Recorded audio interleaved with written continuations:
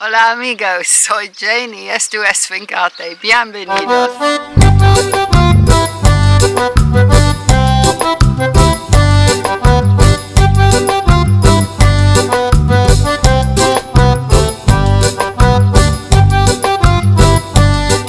Welcome everybody.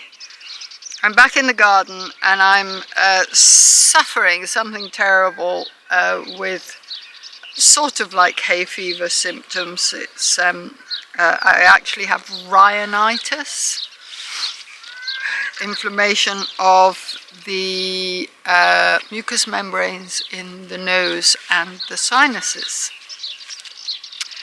and anything, dust, pollen, especially pollen, will affect that, so hence the mask.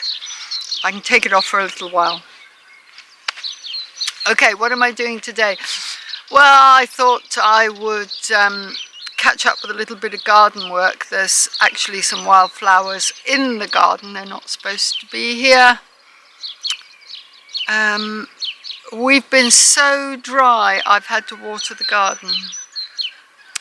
And it kills me having to use our water, which is perfectly good drinking water, on the garden this early in the year. It seems, honestly, the drought is continuing. Okay, the garden's not looking too bad. There's quite a few weeds. I need to prepare some beds for summer veg, things like tomatoes, peppers, aubergines, cucumber. And I'm not going to go overboard with the summer veg this year because it's a waste of money if it doesn't rain, if we run out of water.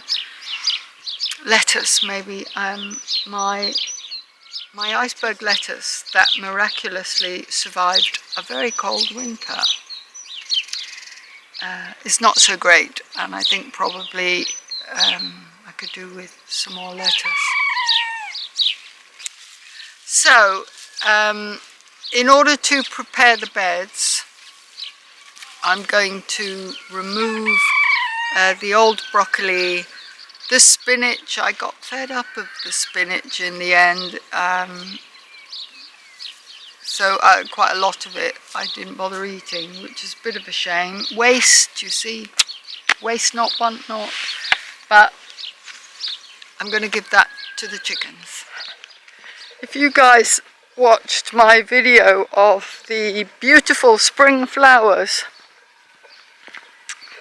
and felt jealous, please don't, because as much as I absolutely love the spring flowers, I have to wear a mask because the pollen irritates the membrane in my nose and causes me severe problems of being unable to breathe and headaches, unbelievable headaches. Anyway, I'm going to show you, I hope you can hear me through the mask, I'm going to show you what happens when your hens go broody. Now they don't like the camera, so they might feel a little bit threatened by it and leave. Do you hear the noise? That's a typical broody hen noise. Come on, girlie. Now, what happens with a broody hen is that genetically, biologically, she is driven to sit on the nest, even if there are no eggs to sit on.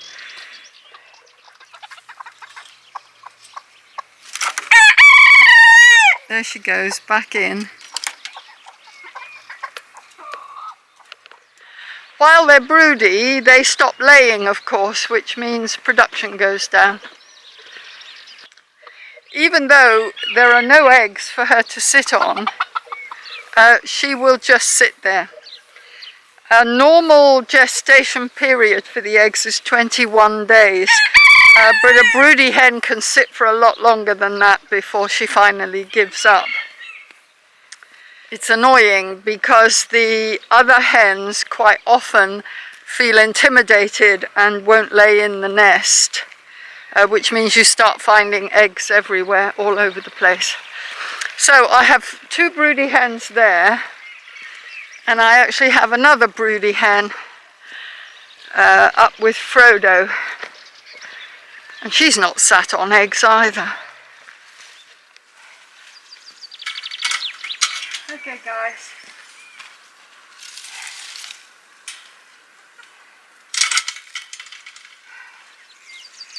now you don't like broccoli then. Let's see how you get on with spinach.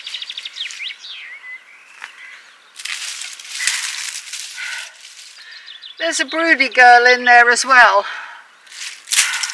She won't like me taking the camera in, but I'll show you. Oh, she's come out. You can hear the clucking.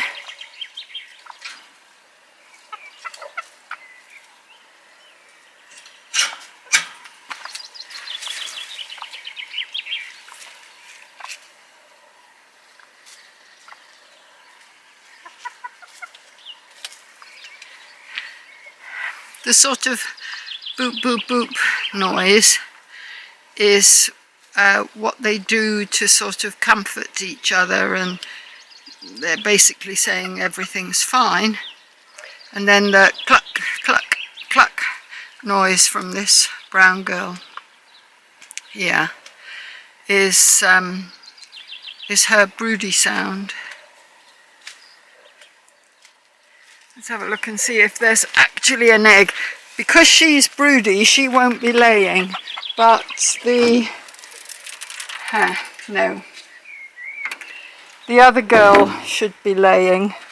I haven't had an egg for about 3 days, although they lay less than big full-grown hens. This is yesterday's eggs. I always write the date on them, so I know how fresh they are when it comes to using them. And this is also yesterday's egg. No, this isn't from my bantam. This is actually from a full-grown hen.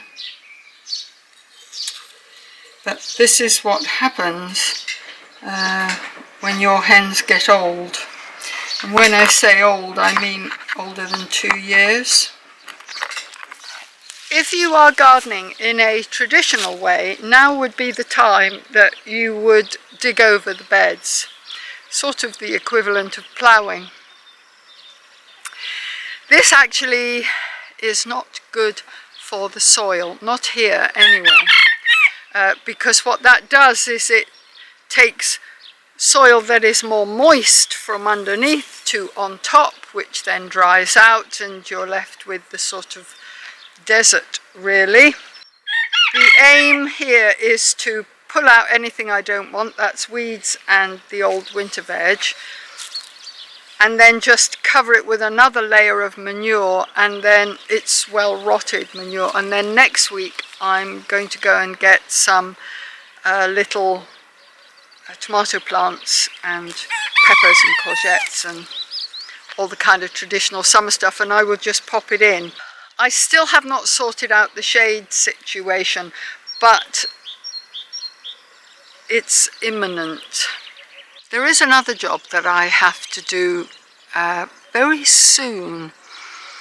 The saffron was really overcrowded last year, and so I want to dig it up and split the bulbs and spread it out. I'm just waiting for the saffron to totally die off, and then I know it's dormant. Probably another month, I would think, and then I can start splitting it. While I'm doing this and talking to you, my bantam hens are free ranging, or at least the cockerel and 2 of the hens. I love to see the hens out free ranging, but because we have in actual fact 3 separate flocks, we have to do it in shifts. The big bantam flock, who we call the hooligans, they get out in the morning. The main flock of full-grown hens, they get out in the afternoon. Now Frodo and his 2 ladies up on the top of the hill, they don't get out at all, which is very sad, but when we tried letting them out to free range, Frodo the cockerel was such a dick, he just tried to come back and join the big flock here with the other cockerel, and there was fighting, so we can't let them out. Now, if we were not so sentimental about our hens, we would cull Frodo and his 2 ladies would join the bantam flock, and there would just be the 2 flocks and it would be fine.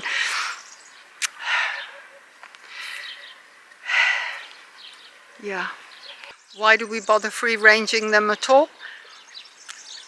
The eggs taste better.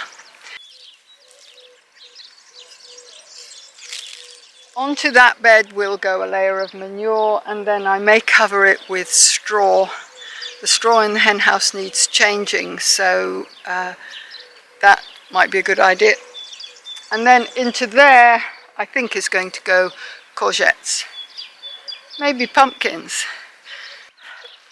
The good thing about not digging over is it's less work, and as you get older, that's really quite important. Now my plan for shade is this thing here.